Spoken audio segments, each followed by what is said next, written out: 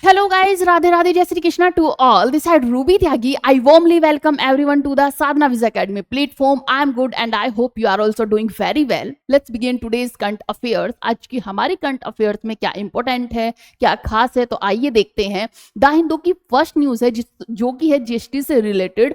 GST से related news क्या है? जैसे कि आप सब जानते हैं, जो अब तक हम जीएसटी पे करते थे वो 4 स्लैब में करते थे. 4 स्लैब कौन कौन से थे? 4 स्लैब थे 5%, 12%, 18% और 28%. ये स्लैब थे हमारे. इसमें से क्या किया गया है? इसमें से 2 स्लैब को हटा दिया गया है और 2 स्लैब को रखा गया है.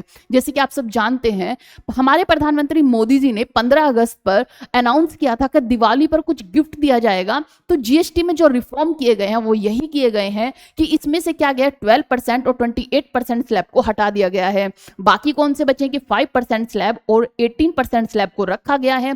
जो 12% स्लैब की चीजें थी उन्हें पहुंचा दिया गया है 5% स्लैब में, और जो 28% स्लैब की चीजें थी उन्हें पहुंचा दिया गया 18% में. जो 28 स्लैब की थी 90% जो चीजें थी वो गई हैं किसमें? 18 स्लैब में.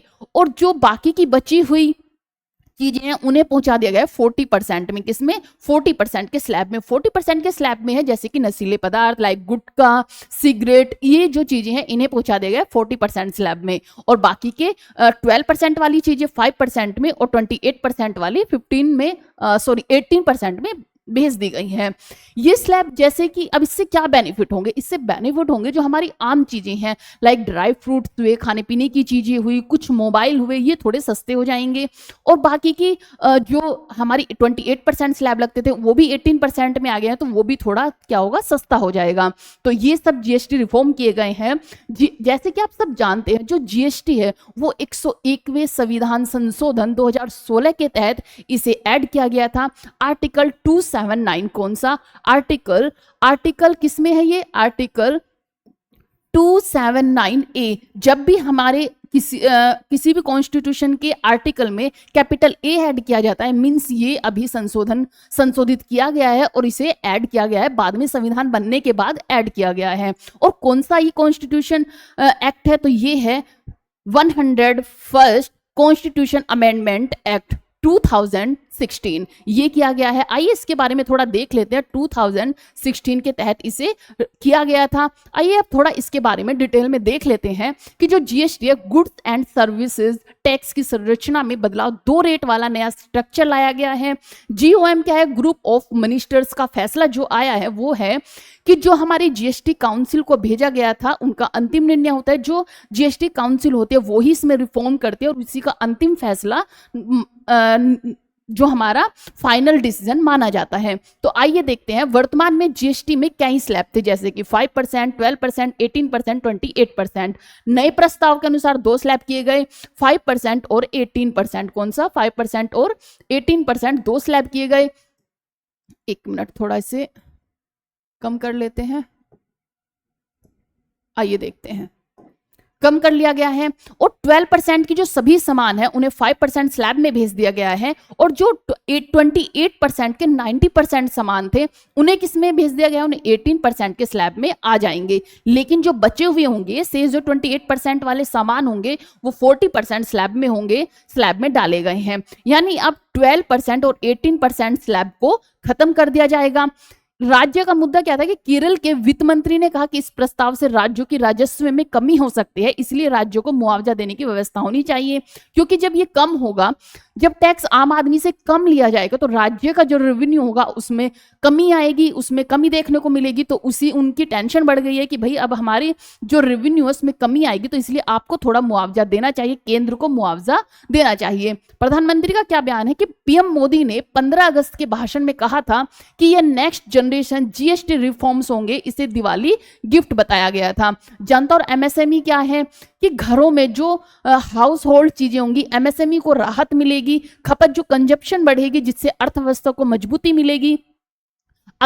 लेकिन इसकी कुछ चुनौतियां भी हैं. अगर इसे सही तरीके से रिफॉर्म नहीं किया गया, सही तरीके से इसे लागू नहीं किया गया, तो फिर हमारे देश में क्या महंगाई या फिर राजस्व घाटा देखने को मिल सकता है। इसके बारे में थोड़ा और देखते हैं कि जो जीएसटी लागू किया गया था, ये किया गया था 1 जुलाई 2017 में, 1 जुलाई 2017 में इसे लागू किया गया था। वर्तमान में जीएसटी के 4 स्लैब थे, 5%, 12%, 18% और 28%। इसके बाद प्रस्तावित जो बदलाव हुए सिर्फ 2 स्लैब, जिसमें 5% और 18% है।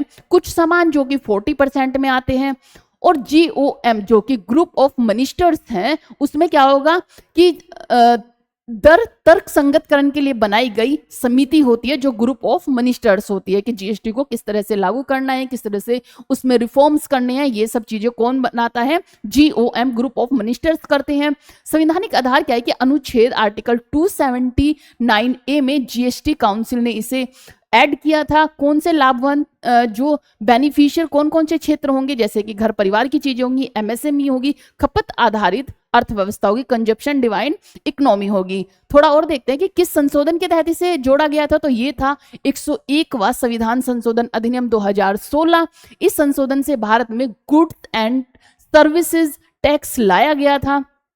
इस संशोधन के जरिए अनुच्छेद 279A को संविधान में जोड़ा गया था। 279A को जोड़ा गया था। जीएसटी की संरचना कैसे होती है, इसके अध्यक्ष कौन होते हैं, तो इसके अध्यक्ष होते हैं वित्त मंत्री। कौन होते हैं? वित्त मंत्री, यूनियन फाइनेंस मिनिस्टर इसके अध्यक्ष होते हैं, हेड होते हैं। सदस्य कौन कौन होते हैं? सभी राज्यों के वित्त मंत्री या फिर कर मंत्री और केंद्र शासित प्रदेशों के प्रतिनिधि इसके क्या होते हैं? सदस्य होते हैं, मेंबर्स होते हैं। विशेष सदस्य कौन होता है? तो केंद्रीय वित्त राज्य मंत्री होते हैं। जीएसटी काउंसिल का मुख्य कार्य क्या है, तो इसकी जो होते हैं विभिन्न कर दरें होती हैं, जो कि टैक्स स्लैब्स को तय करता है। टैक्स स्लैब्स बनाते हैं कि किस पर कितना टैक्स लगाया जाएगा, किस किस चीज पर कौन कौन से टैक्स लगाए जाएंगे, कौन सी वस्तुएं सेवाएं जीएसटी के दायरे से आएंगी, यह तय करना। राज्य और केंद्र के बीच राजस्व रेवेन्यू का बंटवारा करना और कर माफी, एग्जम्पशन और विशेष छूटों, स्पेशल प्रोविजन पर सिफारिश करना। ये काम किसका है? ये है जीएसटी काउंसिल मेंबर का काम होता है।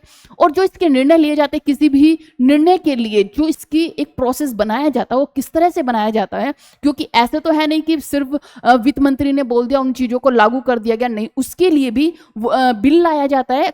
क्या किया जाता है कि केंद्र में 1/3 वोटिंग पावर होती है, जो केंद्र में होती है 1/3 मेंबर्स की वोटिंग चाहिए, और राज्य में 2/3 की वोटिंग चाहिए, तभी आप इस बिल को पारित कर सकते हैं, इसमें रिफॉर्म कर सकते हैं।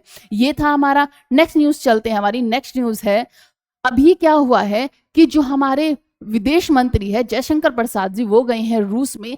अभी बहुत सारे चीजें हो रही हैं, जैसे कि बहुत सारी चेंजेस हो रहे हैं, जैसे पुतिन का ट्रंप से मिलना, पुतिन का मोदी जी को कॉल करना, फिर ट्रंप का जेलेंस्की को अपने यहाँ पे बुलाना। तो ये सारे जो चेंजेस हो रहे हैं, बदलाव हो रहे हैं, इसके बाद चीन के विदेश मंत्री का भारत में आना और अब हमारे विदेश मंत्री का रूस में जाना, तो ये सब चीजें बड़ी खबरें बनी हुई हैं। इस पे आप थोड़ा ज्यादा फोकस करें। अभी हम इससे अलग भी इसके लिए डिटेल में क्लास लाएंगे कि क्या क्या चीजें हुई हैं, स्टेप बाय स्टेप हम उन्हें रीड आउट करेंगे, क्योंकि करंट अफेयर की क्लास है, तो इसमें सिर्फ हम थोड़ा ब्रीफली देखेंगे कि जयशंकर प्रसाद जी गए हुए हैं कहाँ पर? रूस में, और वहां पर इन्होंने कुछ अपनी चीजें की हुई हैं। तो आइए देखते हैं एक बार क्या क्या चीजें हुई है। विदेश मंत्री जयशंकर प्रसाद रूस यात्रा पर गए हुए हैं। भारत के विदेश मंत्री डॉक्टर एस जयशंकर प्रसाद रूस की राजधानी मॉस्को पहुंचे, जहां पर उन्होंने रूस के राष्ट्रपति व्लादिमीर पुतिन और विदेश मंत्री सर्गेई लावरोव से मुलाकात की। आपको वहां के जो विदेश मंत्री हैं उनका भी नाम याद रखना, क्योंकि बार बार जो खबरों में बने हुए हैं, न्यूज में बने हुए हैं, वो वहां के विदेश मंत्री बने हुए हैं। वो कौन है? वो है सर्गेई लावरोव। और ऊर्जा सहयोग से क्या कि अमेरिका ने पहले भारत को कहा था कि आप रूस से तेल खरीदिए, जिससे कि जो एक स्ट्रक्चर है, जो तेल का एक विश्व में चीजें हैं, वो राजस्व क्या रहेगा? एक बैलेंस रहेगा। लेकिन अभी उसने क्या क्या है कि वो मना कर रहा है कि आप रूस से तेल नहीं खरीदेंगे और हम पर टैरिफ लगाए जा रहा है। तो ये सब चीज हुई। तो जयशंकर प्रसाद जी ने बताया कि अमेरिका ने पहले भारत से कहा था कि वह वैश्विक ऊर्जा बाजार को स्थिर करने के लिए रूस से तेल खरीदे, लेकिन जयशंकर ने साफ कहा कि भारत अपने राष्ट्रीय हित के आधार पर तेल खरीदेगा। उसने कहा कि वो किसी की कठपुतली नहीं है कि जिसने कह दिया तेल खरीद लो, अगर ट्रंप ने कहा तेल खरीद लो तो खरीद लिया, उसने मना किया तो बंद कर दिया, नहीं। जो भारत है उसकी अपनी एक अलग आइडेंटिटी है, उसी जितनी भी जरूरत होगी वो उतना ही तेल खरीदेगा। और जयशंकर प्रसाद से जब ये पूछा गया, वहां के रूसी मीडिया ने पूछा कि आपको जैसे ट्रंप ने काफी आप पर टैरिफ्स लगाए हैं, आप इसके बारे में क्या कहना चाहेंगे, तो उन्होंने कहा कि हम रूस से जो तेल खरीद रहे हैं वो सबसे ज्यादा तेल हम खरीदने वाले लोग नहीं है, हमसे ज्यादा खरीदने वाला आई थिंक चाइना है। और जो और भी बहुत सारी चीजें हैं जिसे रूस से खरीद रहे हैं, जैसे कि ईयू खरीद रहा है, दक्षिण के देश खरीद रहे हैं, तो और अमेरिका भी कुछ चीजों को खरीद रहा है, तो एक हम ही सबसे बड़े वहां पर खरीदार नहीं है कि हम पर टैक्स लगाया जाए। सेकंड, उन्होंने ये भी कहा कि ऐसा भी नहीं कि हम अमेरिका से तेल नहीं खरीद रहे हैं, हम अमेरिका से भी तेल खरीद रहे हैं, और जबकि वहां से तेल जो हम पहले खरीदते थे उसमें बढ़ोतरी हुई है और अब हम अमेरिका से ज्यादा तेल खरीद रहे हैं। तो ये जयशंकर प्रसाद जी ने कहा। उन्होंने यह भी बताया कि भारत अमेरिका से भी तेल खरीदता है और यह मात्रा लगातार बढ़ रही है। रूसी राष्ट्रपति पुतिन से चर्चा, दोनों नेताओं ने भारत रूस के समग्र कूटनीति रिश्तों पर चर्चा की, वैश्विक हालात और द्विपक्षीय सहयोग बायलैटरल कोऑपरेशन पर बातचीत हुई। विदेश मंत्री सर्गेई लावरोव से क्या मुलाकात हुई? जयशंकर ने कहा कि भारत और रूस को इंफ्रास्ट्रक्चर और लॉजिस्टिक्स पर ध्यान देना चाहिए। दोनों देशों के बीच स्थलीय और समुद्री संपर्क, लैंड एंड मैरीटाइम कनेक्टिविटी को बढ़ावा मिलना चाहिए, बढ़ाने की जरूरत है। उन्होंने भारत रूस संबंधों को द्वितीय विश्व युद्ध के बाद से दुनिया की सबसे स्थिर रिश्तों में एक बताया। तो ये सब चीजें थी इनकी, और इसमें से ही थोड़ा सा उन्होंने ये भी बोला कि जयशंकर प्रसाद की यह यात्रा भारत रूस के रिश्तों को और मजबूत बनाने के लिए है, और इसमें ऊर्जा नीति, व्यापार, लॉजिस्टिक्स और कनेक्टिविटी और भारतीय नागरिकों की सुरक्षा जैसे अहम मुद्दों पर भी चर्चा हुई। भारत ने साफ साफ कह दिया कि तेल खरीदने और विदेश नीति के मामले में अपने राष्ट्रीय हित को सर्वोपरि रखेगा। मीन्स जयशंकर प्रसाद जी ने सीधे सीधे बोला है कि हम सर्वोपरि रखेंगे अपने राष्ट्रीय हित को, जिससे हमारे राष्ट्र का हित होगा हम वही चीजें करेंगे। अगर हमें रूस से तेल खरीदना होगा रूस से खरीदेंगे, अमेरिका से खरीदना होगा अमेरिका से खरीदेंगे। वो कितना भी टैरिफ लगाए, हम रुकने वालों में से नहीं है, क्योंकि ये तो पहले ही बता चुका है कि जब ट्रंप ने टैरिफ लगाया था, इसके बाद भी भारत ने रूस से ऐसे ही तेल खरीदा जैसे वो पहले खरीद रहा था, और उस दिन भी रूस के साथ में डील हुई थी। तो यही सब चीजें थी। नेक्स्ट न्यूज है हमारी कि अभी जेलेंस्की जो गए थे ट्रंप से मिलने के लिए, जेलेंस्की ट्रंप से मिलने गए थे, तो जैसे कि मैंने आपको एक वीडियो बनाई भी थी, इससे अलग आपको बताया भी था कि 28 फरवरी को जब जेलेंस्की मिलने गए थे तो ट्रंप ने काफी उनकी इंसल्ट की थी, उनके विदेश मंत्री ने भी बहुत सारी चीजें उन्हें बोली थी, उनकी मीडिया ने भी बोला था कि अगर आप राष्ट्रपति से मिलने आए तो एटलीस्ट आप सूट तो पहन कर आते। तो ये सब चीजें बातचीत हुई। लेकिन अब जब जेलेंस्की को बुलाया गया अमेरिका में, व्हाइट हाउस में गए, तो वो अकेले नहीं गए, ईयू के बड़े बड़े लीडर्स जो कि मेंबर्स थे उनके साथ में वो वहां पर गए, यहां तक कि नाटो के भी मेंबर्स उसमें शामिल थे जब जेलेंस्की से मिलने के लिए गए। तो आइए इनके बारे में थोड़ा सा देख लेते हैं कि अमेरिका राष्ट्रपति डोनाल्ड ट्रंप, फ्रांस के राष्ट्रपति एम्मेनुअल मैक्रोन और यूक्रेन के राष्ट्रपति वोलोदिमीर जेलेंस्की वहां पर क्या है, उनसे मिले, ट्रंप से मिलने के लिए गए। डोनाल्ड ट्रंप ने कहा कि अमेरिका यूक्रेन को हवाई सुरक्षा, एयर कवर देगा और यूरोपियन यूनियन देश जमीनी सैनिक भेज सकते हैं।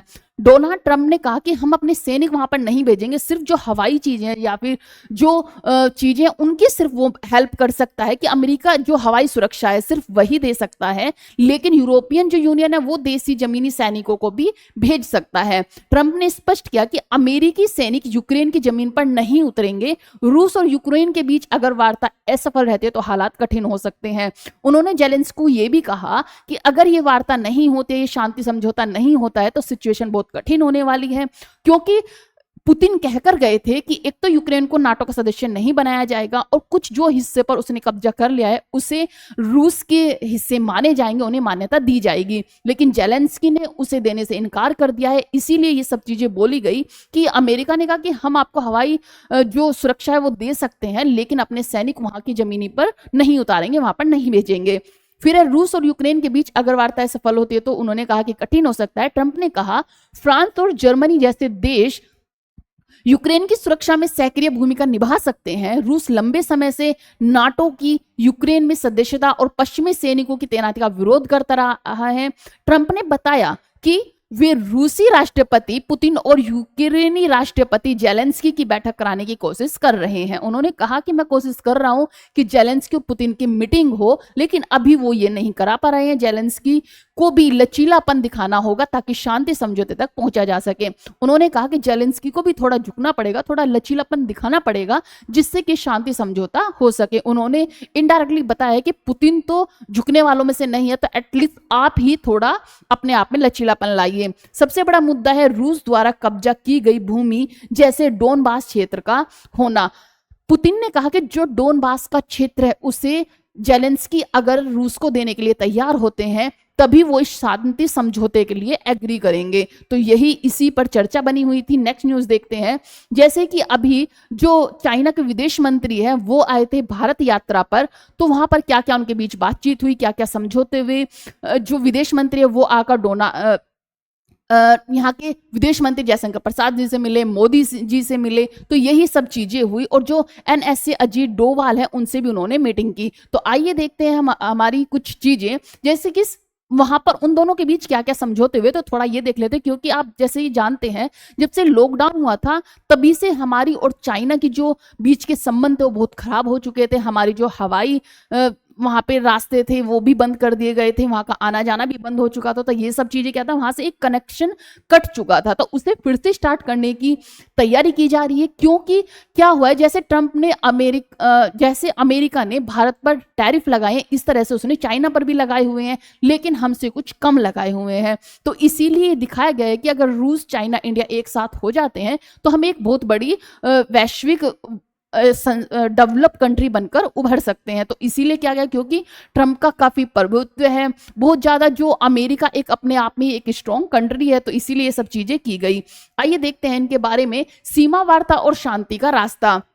भारत के विदेश मंत्री डॉक्टर एस जयशंकर प्रसाद ने चीन के विदेश मंत्री वांग यी, कौन है चीन के विदेश मंत्री वांग यी, से मुलाकात में कहा कि सीमा पर तनाव कम होना और शांति ही दोनों देशों के बीच की संबंधों में सकारात्मक बदलाव की नींव है। उन्होंने यह भी कहा कि अंतर हो सकते हैं लेकिन विवाद नहीं बनने चाहिए। मतलब हमारी सोच में उनकी सोच में अंतर हो सकते हैं लेकिन वो अंतर विवाद ना बने, ऐसी बातें कही गई। सीधे हवाई मार्ग, जो हमारे हवाई मार्ग और व्यापार संबंधों को फिर से खोलने पर सहमति की गई, क्योंकि हमारे जो व्यापार थे, जो हवाई यात्रा के थे, हमारी जो रास्ते थे उन्हें क्या किया गया था, बंद किया हुआ था, अब उन्हें खोलने के पर सहमति जताई गई। दोनों देशों ने सीधे उड़ानों का पुनः शुरू करना, व्यापार और निवेश बढ़ाना और 3 हिमालय पासेस पर सीमा व्यापार को दोबारा खोलने पर सहमति जताई गई।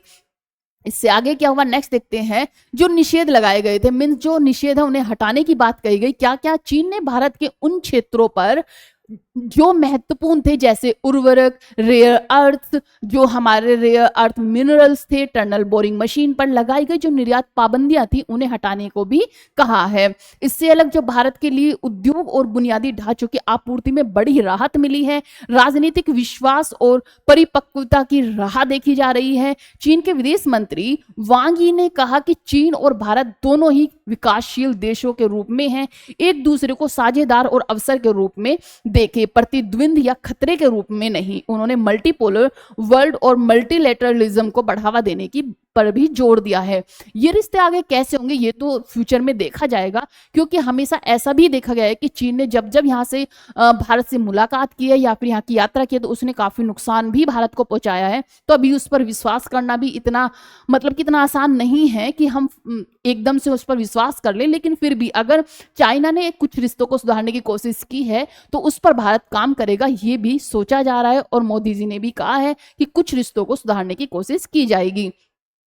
75 वर्षों का जो रोजगार है, सांस्कृतिक व धार्मिक आदान प्रदान, दोनों विदेश मंत्रियों ने 75वीं वर्षगांठ के संपर्क की उपलब्धियों का जिक्र किया। भारत ने चीन को धन्यवाद दिया कि उसने भारतीय तीर्थयात्रियों को चीन में मंदिरों व धार्मिक स्थलों की यात्रा की सुविधा फिर से उपलब्ध कराई। जो भारत के यात्री हैं वो अब जो चीन के मंदिर हैं उनमें जा सकते हैं और ऐसा भी है कि जब हम कैलाश पर्वत पर जाते हैं तो वो भी हम चाइना से होते हुए ही निकलते हैं, तो वो भी रास्ते शायद खोले जाएंगे। तो ये सब बातचीतें हुई, इसके लिए भी हम थोड़ा और भी डिटेल में जानने के लिए एक अलग से क्लास लेकर आएंगे और उस पर इस इजिली तरीके से चर्चा करेंगे।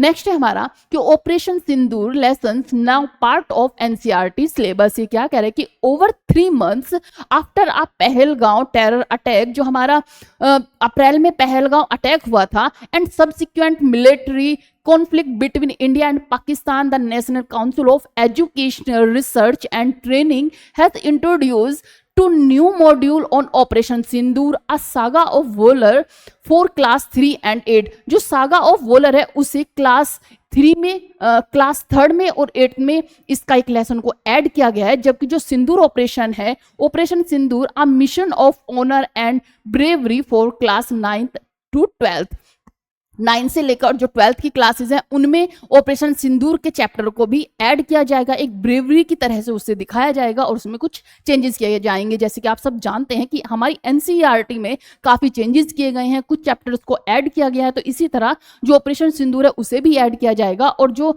सागा ऑफ वूलर है उसे भी ऐड किया जाएगा। तो ये एनसीईआरटी की न्यूज थी जिसे क्या किया गया है, ऐड किया गया है हमारी बुक्स में। आइए देखते हैं अब थोड़ा, अभी मिस वर्ल्ड बनी है, मिस यूनिवर्स बनी है, मिस यूनिवर्स इंडिया 2025 का खिताब किस भारतीय युवती ने जीता है? तो वो जीता है किसने? मनिका विश्वकर्मा ने। किसने? मनिका विश्वकर्मा ने। ये है मनिका विश्वकर्मा जिसने मिस यूनिवर्स का खिताब जीता है, मिस यूनिवर्स का खिताब जीता है।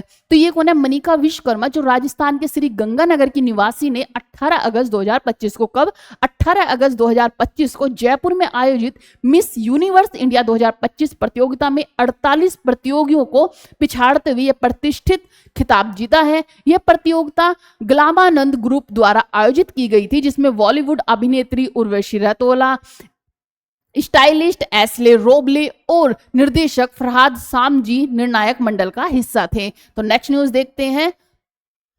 मिस यूनिवर्स, ये मैंने आपको बता दिया कि मिस यूनिवर्स कौन बनी है? हमारी बनी है मनिका विश्वकर्मा।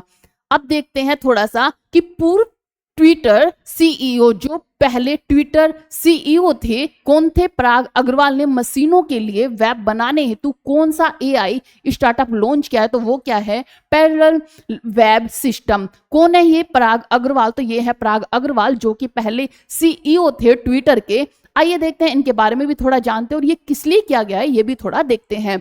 जैसे कि स्टार्टअप का नाम क्या है? पैरेलल वेब सिस्टम है। संस्थापक कौन है? जो पहले एक्स ट्विटर सीईओ थे पराग अग्रवाल हैं। इसका मुख्य उद्देश्य क्या है कि मशीनों के लिए वेब बनाना, ताकि वे वेब से रियल टाइम जानकारी इकट्ठा, सत्यापित कर सके और व्यवस्थित कर सके। इसका जो हेडक्वार्टर है वो है पेलो ऑल्टो कैलिफोर्निया में, और जिसका मुख्य उत्पाद होगा वो क्या होगा? डीप रिसर्च एपीआई, जो कि GPT-5 से 10%, कितना? 10% अधिक सटीक और वेब बेस्ड रिसर्च होगा। कोडिंग असिस्टेंट और वर्क फ्लो ऑटोमेशन में भी मदद करेगा। तो ये बनाया किसने? पराग अग्रवाल ने। लक्ष्य क्या है इसमें कि भविष्य में वेब मुख्य रूप से मशीनों द्वारा इस्तेमाल होगा, इसलिए स्टार्टअप का फोकस एआई एजेंट्स के लिए वेब तैयार करने पर किया गया है। इसमें जो लागत लगी है वो लगी है कितना?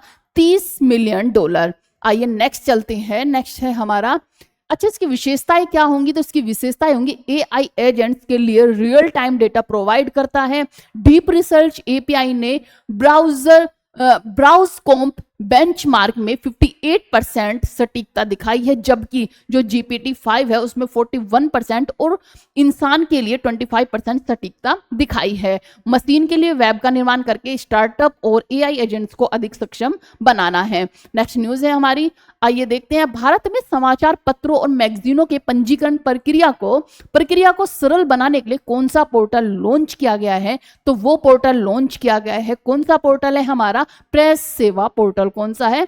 प्रेस सेवा पोर्टल है जो कि लॉन्च किया गया है। प्रेस सेवा पोर्टल को press and registration of periodicals act 2023 के तहत शुरू किया गया है। समाचार पत्रों और मैगजीनों के पंजीकरण प्रक्रिया को ऑनलाइन, तेज और पारदर्शी बनाना है। ये किस लिए बनाया गया है कि इसका उद्देश्य है कि समाचार पत्रों जो मैगजीन के पंजीकरण है उन्हें ऑनलाइन पारदर्शी बनाना है, कि उन्हें ऑनलाइन भी दिया जा सके और पारदर्शी भी बनाया जा सके। ऑनलाइन ऑनलाइन आवेदन और ई साइन के माध्यम से सत्यापन, टाइटल नाम पंजीकरण सुविधा, आवेदन की स्थिति का रियल टाइम ट्रैकिंग करना, जिला के मजिस्ट्रेट के लिए प्रबंधन मॉड्यूल करना। और लाभ क्या क्या होंगे इसके कि आवेदन प्रक्रिया में आसानी और तेजी होगी, 60 दिनों में उत्तर न मिलने पर आवेदन स्वीकृत होंगे और डेटा सुरक्षा और लागत में कमी होगी। डिजिटल इंडिया और इज ऑफ डूइंग बिजनेस के तहत पारदर्शी शासन होगा। ये सब है। नेक्स्ट न्यूज देखते हैं हम। नेक्स्ट न्यूज है हमारा, एक मिनट थोड़ा,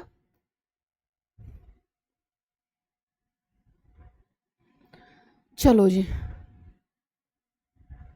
नेक्स्ट न्यूज है हमारी, भारतीय सेना के मद्रास रेजिमेंट द्वारा हाल ही में निकाली गई वीर यात्रा बाइक रैली कितने किलोमीटर लंबी थी और किन राज्यों में इसे आयोजित किया गया? तो ये थी 1369 किलोमीटर। कितनी थी? 1369 किलोमीटर। और ये केरल और तमिलनाडु में निकाली गई थी। कहां पर? केरल और तमिलनाडु में निकाली गई थी। आइए इसके बारे में भी थोड़ा देख लेते हैं कि भारतीय सेना की मद्रास रेजिमेंट ने हाल ही में केरल और तमिलनाडु में एक विशेष वीर यात्रा बाइक रैली का आयोजन किया, जो रैली लगभग 1369 किलोमीटर की थी। कितनी? 1369 किलोमीटर लंबी थी। और इसका उद्देश्य क्या था? स्वतंत्र संग्राम सेनानियों और वीर जवानों को श्रद्धांजलि देना। यह रैली युवा पीढ़ी को प्रेरित करने और देशभक्ति का संदेश फैलाने के लिए आयोजित की गई थी।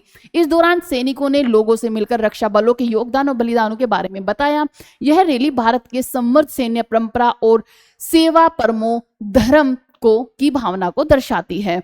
नेक्स्ट न्यूज है हमारी, प्राइम मिनिस्टर मोदी ने बिहार के गया में ओटा सिमरिया परियोजना का उद्घाटन कब किया और कहां पर उद्घाटित किया? तो ये कब किया गया? ये किया गया 22 अगस्त 2025 को। कब? 22 अगस्त 2025 को। और ये होगा NH-31 पर स्थित ओंटा सिमरिया के ऊपर बना 6 लेन पुल है। इस पुल के बारे में थोड़ा जानते हैं और ये किस तरह हमारे लिए इंपॉर्टेंट है, तो आइए इसे थोड़ा जानते हैं कि प्रधानमंत्री नरेंद्र मोदी ने 22 अगस्त 2025 को गया में, बिहार के गया में ओंटा सिमरिया परियोजना का उद्घाटन किया। परियोजना का महत्व क्या है? यह परियोजना गंगा नदी पर NH-31 के हिस्से के रूप में एक 6 लेन पुल है। इसकी 6 लेनें हैं, 6 लेन का ये पुल है और जो कि मोकामा, ओटा और बेगूसराय के बीच में है। बेगूसराय के बीच में है, जिसकी कुल लंबाई कितनी है? 8.15 किलोमीटर, 8.15 किलोमीटर है। और नदी पर जो पुल का हिस्सा है वो है 1.865 किलोमीटर है। इसे देश का सबसे चौड़ा 6 लेन पुल माना जा रहा है। इससे पहले इससे चौड़ा कोई भी 6 लेन पुल नहीं है, तो ये सबसे चौड़ा माना जा रहा है, जिसकी चौड़ाई 34 मीटर है। सामान्य 6 लेन पुल की तुलना में यह लगभग 4.5 मीटर अधिक चौड़ाई वाला पुल है। इसके महत्व क्या है? तो यह पुल राजेंद्र सेतु, एक पुराना रेल सड़क जुड़ा पुल के समांतर बनाया गया है, ताकि बाहरी जो वाहन आते हैं जैसे कि ट्रक वगैरह हुए, जिसमें 100 किलोमीटर की भ्रमण से बचाया जा सके और यातायात की सुगमता को बढ़ावा दिया जा सके। इससे उत्तर और दक्षिण बिहार के बीच कनेक्टिविटी में सुधार होगा, जिससे भोजपुर, दरभंगा, बेगूसराय, समस्तीपुर, मुजफ्फरपुर जैसे इलाकों को पटना से बेहतर संपर्क स्थापित होंगे। पुल हाइब्रिड इन्यूटी मॉडल पर है। पुल हाइब्रिड इन्यूटी मॉडल के तहत बनाने वाली बिहार की पहली ऐसी परियोजना है जिसमें निर्माण एजेंसी 60% खर्च उठाती है और 40% निवेश करती है सरकार। कौन? सरकार इसमें 40% देगी और जो निर्माण एजेंसी है वो 60% इसका खर्च उठाएगी। नेक्स्ट न्यूज इसी में, नेक्स्ट थोड़ा सा और देखते हैं कि नेक्स्ट न्यूज देखते हैं। बनारस हिंदू विश्वविद्यालय के शोधकर्ताओं के अनुसार अनुसूचित जाति और जनजाति में क्षय रोग की उच्च दर का मुख्य कारण क्या है? इसमें कहा गया है कि इसमें अनुवांशिक कारक बताए गए हैं। इसमें क्या है कि बनारस हिंदू विश्वविद्यालय ने रिसर्च किया है और पता लगा है कि जो अनुसूचित जातियां होती हैं, अनुसूचित जाति और जनजातियों में क्षय रोग अधिक पाया जाता है। तो इसके बारे में थोड़ा देखते हैं कि क्या इन्होंने कहा है।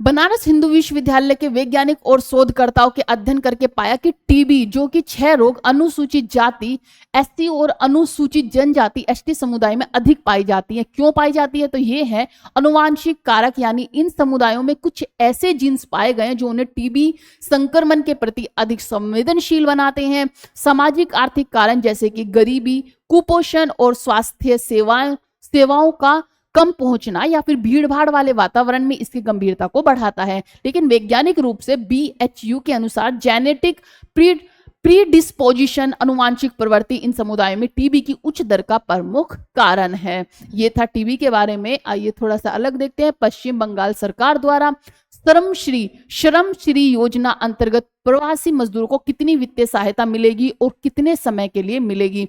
तो ये होगी कि इसमें एक मुश्त 5,000 प्लस 5,000 मानसिक सहायता 1 साल तक या रोजगार मिलने का है। ये श्रम श्री योजना क्या है? पश्चिम बंगाल ने एक योजना स्टार्ट की है कि पश्चिम बंगाल से जो लोग दूसरे राज्यों में अपना कारोबार करने के लिए, व्यवसाय करने के लिए जाते हैं, लेकिन उनकी लैंग्वेज के कारण उन्हें वहां प्रॉब्लम्स उठानी पड़ती है, तो पश्चिम बंगाल ने कहा है कि आप वहां से वापस आ जाइए जिन्हें कोई भी प्रॉब्लम्स हो रही है।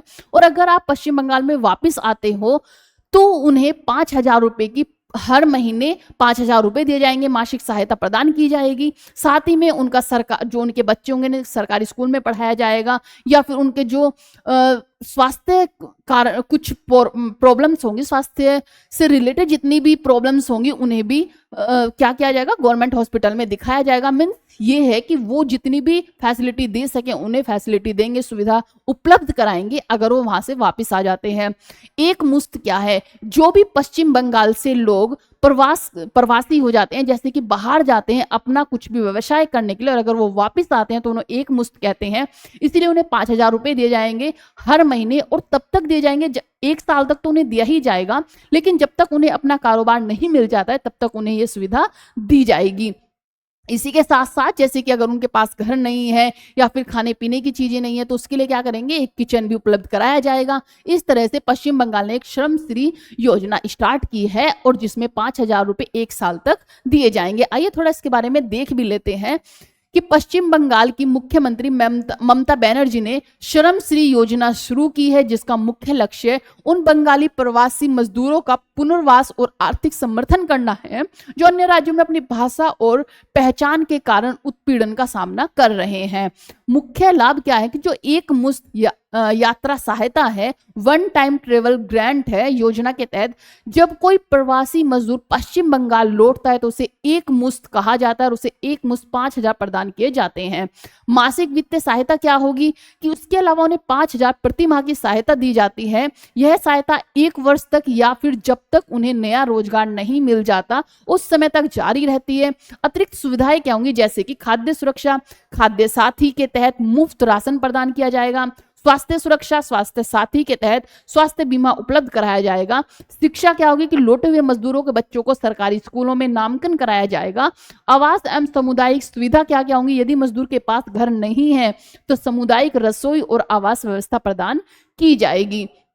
ये इस योजना के तहत है। नेक्स्ट न्यूज चलते हैं, आइए देखते हैं कर्नाटक सरकार की शक्ति योजना किस उपलब्धि के लिए golden book of world records में दर्ज हुई है। तो वो हुई है 500 करोड़ से अधिक महिलाओं को मुफ्त बसों में यात्रा कराई गई है। नेक्स्ट देखते हैं, इसके बारे में थोड़ा आप जान सकते हैं। नेक्स्ट देखते हैं, WHO ने नेपाल के बारे में रूबेला टीकाकरण संबंधी क्या सत्यापित किया है। तो नेपाल ने रूबेला जो डिसीज है उसे पूरी तरह से मिटा दिया है, पूरी तरह से खत्म कर दिया है। आइए थोड़ा देखते हैं कि WHO ने 18 अगस्त 2025 को घोषणा की है कि नेपाल ने रूबेला को एक सार्वजनिक स्वास्थ्य समस्या के रूप में समाप्त कर दिया गया है। जैसे कि भारत ने भी भारत कभी पोलियो से सबसे अधिक प्रभावित देशों में से एक था, लेकिन 2011 में भारत का आखिरी पोलियो केस आया था और WHO ने 2014 में भारत को पोलियो फ्री घोषित कर दिया था।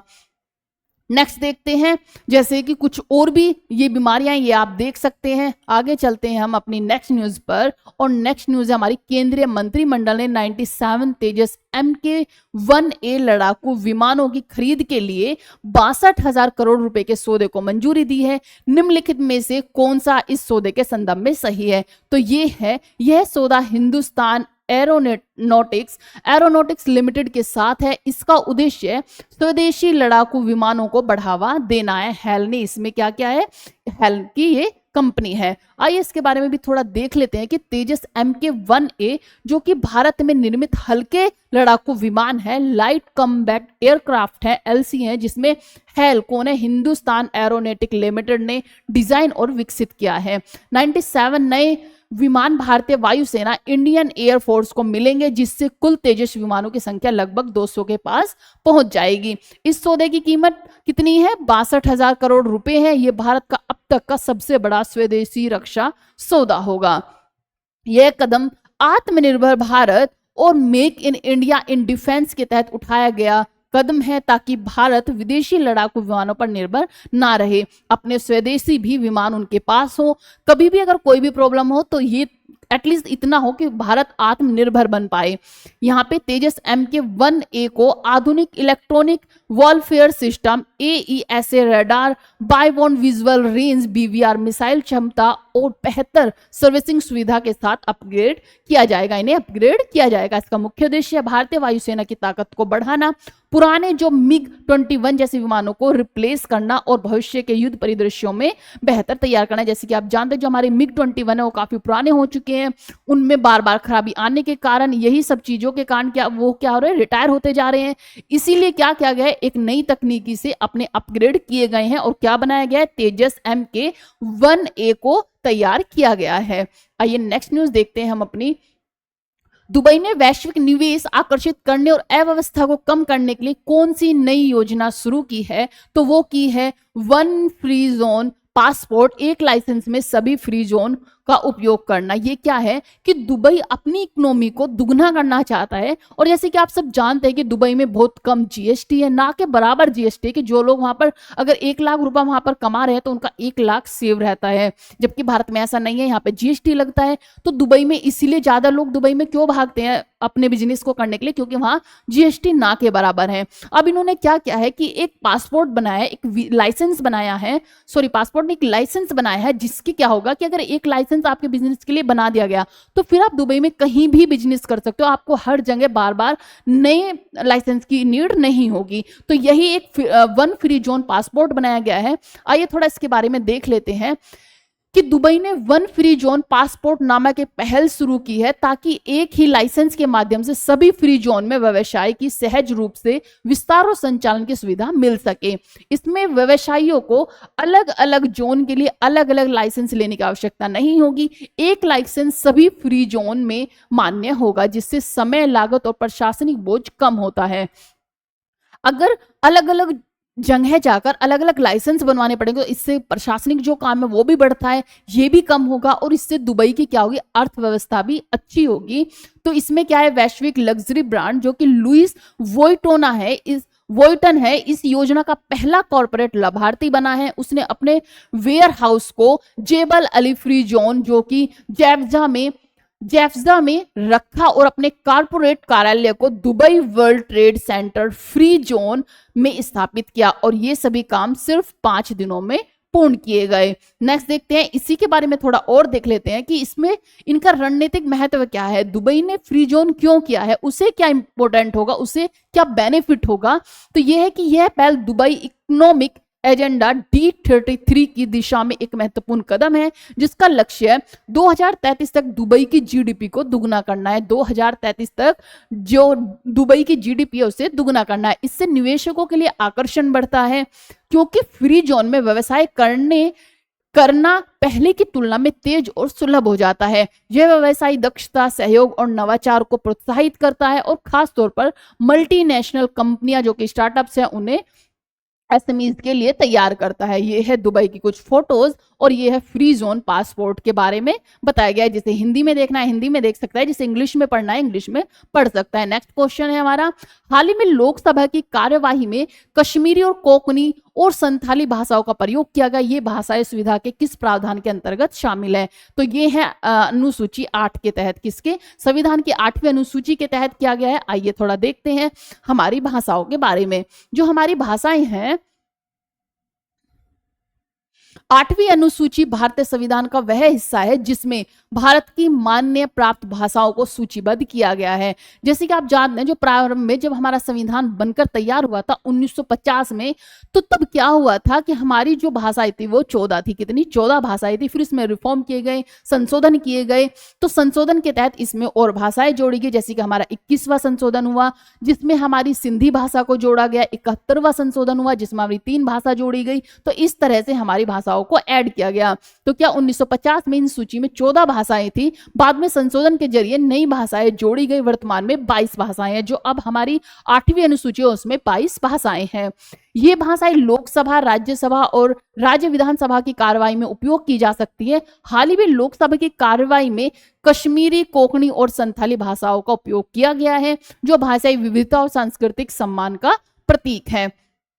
नेक्स्ट देखते हैं, जो प्रारंभिक भाषाएं 14 थी, जब हमारा 26 जनवरी 1950 में संविधान स्टार्ट बनकर तैयार हुआ था, तो 8वीं अनुसूची में हमारी 14 भाषाएं कौन कौन सी थी? वो थी असमिया, बंगला, गुजराती, हिंदी, कन्नड़, कश्मीरी, मलयालम, मराठी, उड़िया, पंजाबी, संस्कृत, तमिल, तेलुगु और उर्दू। लेकिन इसके बाद जो रिफॉर्म हुए, जो संशोधन हुए, जैसे कि हमारा 21वां जो संविधान संशोधन 1967 हुआ, उसमें सिंधी भाषा को जोड़ा गया। किसको? सिंधी भाषा को जोड़ा गया। इसके बाद जो हमारा दूसरा 71वां संविधान संशोधन, उसमें हमारी 3 भाषा जोड़ी गई, कोंकणी, मणिपुरी और नेपाली। कौन सी? नेपाली भी जोड़ी गई।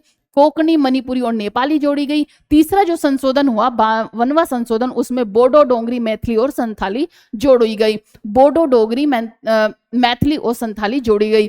जो हमारी 4 भाषाएं 2003 में जोड़ी गई। 1992 में हमारी 3 भाषाएं जोड़ी गई। 1967 में 1 भाषा जोड़ी गई। इन भाषाओं को जोड़कर सांस्कृतिक और आदिवासी समूह को संवैधानिक मान्यता मिलती है। नेक्स्ट देखते हैं। अच्छा, ये हमारी आज की करंट अफेयर थी। करंट अफेयर का पार्ट हमारा खत्म हुआ। इसके बाद देखेंगे हम अपना एक स्टेट, लेकिन वो पार्ट 2 में देखेंगे, करंट अफेयर के पार्ट 2 में, जिसमें हम देखेंगे आज का स्टेट हमारा होगा पश्चिम बंगाल। आई होप आपको ये वीडियो अच्छी लगी हो। अच्छी लगी हो तो लाइक करें, शेयर करें और सब्सक्राइब भी जरूर करें। Thank you so much and have a good day.